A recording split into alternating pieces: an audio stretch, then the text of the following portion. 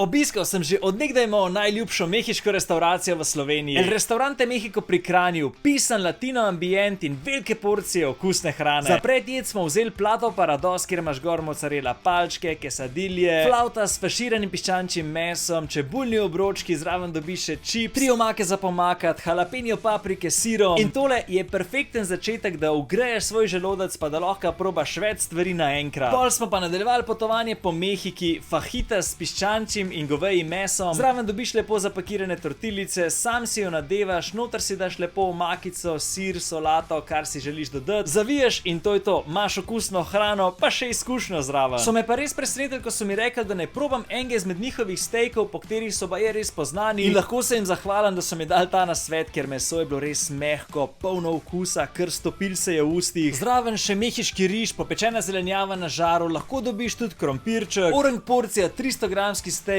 s predjedjo se lahko najesta 2 osebi. In valjda ni jamija brez sladkega zaključka, vzeli smo 3 sladic, da smo lahko probali več zadev. Churrosi polnjeni s čokolado, zraven mangova in jagodna omaka, manjša verzija njihove palačinke, po katerih so res poznani, in pa posebna mehiška sladica s pistacijevim sladoledom. Vse 3 sladice res okusne, vsaka posebna čist po svoje, tako da to restauracijo se res splača obiskati.